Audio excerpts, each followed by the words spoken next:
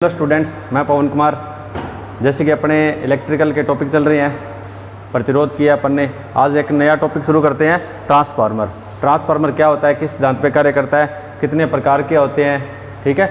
तो अपना नया टॉपिक है ट्रांसफार्मर। क्या होता है ट्रांसफार्मर? जैसे कि नाम से पता चल रहा है, ट्रांसफार्मर, ठीक है। हिंदी में इसको बोलते हैं परिणामित्र, ठीक है। लेकिन इंग्लिश का नाम जो है वो बहुत ही बढ़िया है कि ट्रांसफार्मर, मतलब ट्रांसफर, नाम से पता चलता है कि क्या काम करता है, ट्रांसफर करता है। किसका?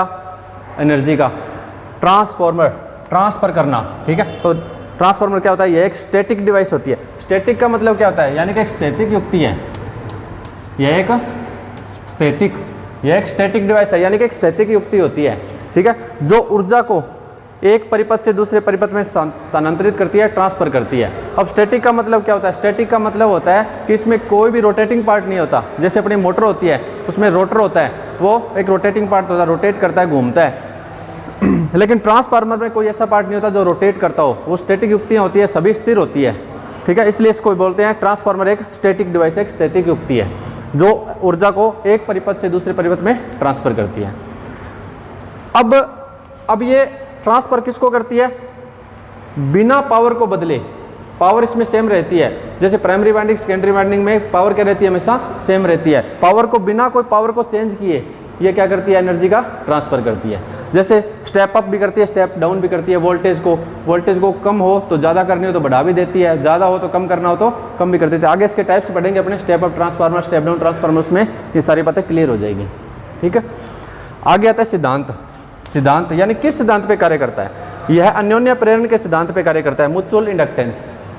क्या होता है कि जब एक वाइंडिंग को, वैसे दो वाइंडिंग होती है, प्राइमरी और सेकेंडरी, किसी एक वाइंडिंग को जब अपने स्रोत से जोड़ा जाता है, यानी कि सप्लाई से जोड़ा जाता है, ठीक है, एक वाइंडिंग को सप्लाई से जोड़ा जाता है तो इसमें धारा फ्लो होती है। और प्राइमरी वाइंडिंग में क्या होता है कि फ्लक्स पैदा होता है। वो फ्लक्स जो होता है सेकेंडरी वाइंडिंग से लिंक करता है और इसमें सेकेंडरी वाइंडिंग में एक ईएमएफ पैदा होता है, ठीक है। तो यह इसका सिद्धांत है अन्योन्य प्रेरण। इसे कहते हैं अन्योन्य प्रेरण, यानी कि प्राइमरी वाइंडिंग और सेकेंडरी वाइंडिंग का आपस में लिंक होना, वो क्या कहलाती है? अन्योन्य प्रेरण।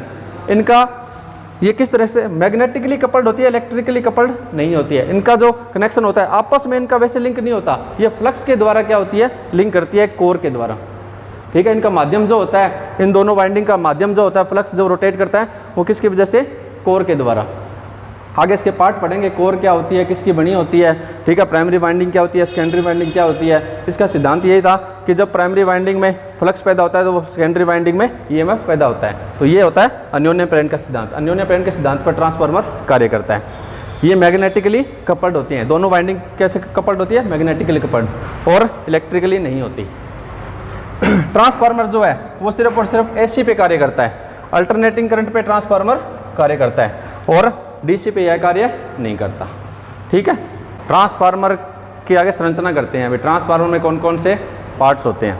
ट्रांसफार्मर की संरचना में सबसे पहले होती है वाइंडिंग, ठीक है। वाइंडिंग यानी कि ट्रांसफार्मर के अंदर कौन कौन सी वाइंडिंग होती है? तो ट्रांसफार्मर के अंदर दो प्रकार की वाइंडिंग होती है, एक प्राइमरी वाइंडिंग और सेकेंडरी वाइंडिंग। प्राइमरी वाइंडिंग और सेकेंडरी वाइंडिंग, ये जो वाइंडिंग होती है वो ट्रांसफार्मर की जो कोर होती है, जो सिलिकॉन स्टील की बनी होती है, उस कोर के ऊपर स्थापित की जाती है, ठीक है। कोर के ऊपर वाइंडिंग स्थापित की जाती है, प्राइमरी वाइंडिंग और सेकेंडरी वाइंडिंग। जिस तरफ सप्लाई जुड़ी होती है, सोर्स से जोड़ा जाता है, ठीक है, जिसको सोर्स से जोड़ा जाता है उसे कहते हैं प्राइमरी वाइंडिंग। एसी स्रोत से जोड़ दिया, क्योंकि ट्रांसफार्मर एसी पर काम करता है, तो एसी सप्लाई से जिस तरफ स्रोत से जोड़ा जाता है वो प्राइमरी वाइंडिंग कहलाती है, और जिसे लोड से जोड़ा जाता है वो सेकेंडरी वाइंडिंग कहलाती है। लोड से जो भी जुड़ी हो वो सेकेंडरी वाइंडिंग हो जाएगी, ठीक है। इसके बाद में आता है laminated core. Laminated core, winding को जिसके ऊपर स्थापित किया जाता है वो होती है लेमिनेटेड कोर। ये कोर जो होती है वो सिलिकॉन स्टील की बनाई जाती है। किसकी बनाई जाती है? सिलिकॉन स्टील की कोर बनाई जाती है। और इस सिलिकॉन स्टील के ऊपर जो कोर होती है, कोर की जो सिलिकॉन स्टील है उसकी पत्तियों को बनाई जाती है, और इनको क्या कहते हैं? लेमिनेट किया जाता है, ठीक है। आपस में क्या होती है? लेमिनेटेड। इसका कार्य क्या होता है? इसके मेन दो कार्य होते हैं। सिलिकॉन स्टील की जो कोर होती है इसके दो कार्य होते हैं।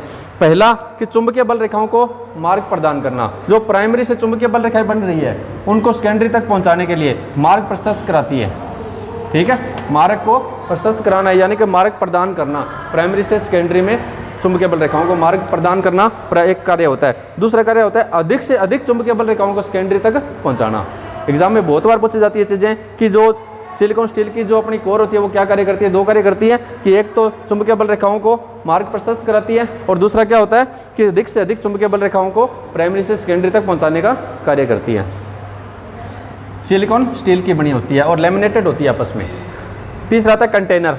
कंटेनर जिसमें क्या होता है, ऑयल भरा होता है, ठीक है, और वाइंडिंग को जिस टैंक के अंदर स्थापित किया जाता है, ठीक है, उसे कंटेनर कहते हैं और उसके अंदर ऑयल भरा होता है। ये ऑयल क्या कार्य करता है, इस ऑयल के दो कार्य हैं, एक तो इंसुलेशन का कार्य करता है और एक कूलिंग का कार्य करता है। जो ऑयल है अपना, जब ट्रांसफार्मर चलता है तो उससे ऑयल जो होता है वो क्या होता है, हीट होता है। हीट होता है तो उसको कूलिंग रखने के लिए ये ट्रांसफार्मर ऑयल कार्य आता है। तो ट्रांसफार्मर ऑयल को ठंडा रखने के लिए, यानी कि कूलिंग रखने के लिए, ठंडा रखने के लिए ये ऑयल है जो यूज होता है और साथ में इंसुलेशन का भी कार्य करता है। वाइंडिंग जो होती है उनका इंसुलेशन का भी कार्य करता है। ये दो कार्य होते हैं ऑयल के, इंसुलेशन प्रदान करना और कूलिंग प्रदान करना। आगे आता है टर्मिनल। टर्मिनल क्या होते हैं, प्राइमरी वाइंडिंग में और सेकेंडरी वाइंडिंग में, दोनों में टर्मिनल लगे होते हैं जिनसे अपने जो सप्लाई है उसका आदान प्रदान कर सकते हैं। यानी कि प्राइमरी और सेकेंडरी से आदान प्रदान करने के लिए, प्राइमरी में तो धारा को वो सप्लाई को लेने के लिए और सेकेंडरी में प्रदान करने के लिए अपने टर्मिनल्स का यूज करते हैं, उन्हें क्या कहते हैं, टर्मिनल्स। ठीक है, ये था अपना ट्रांसफार्मर की संरचना के बारे में। यदि आपको मेरा ये वीडियो पसंद आया तो लाइक कीजिए और चैनल को सब्सक्राइब कीजिए और नीचे अधिक जानकारी के लिए नीचे दिए गए नंबर पर कॉल या कॉन्टैक्ट कर सकते हैं। मिलते हैं अगले नए वीडियो के साथ, तब तक के लिए जय हिंद, जय भारत।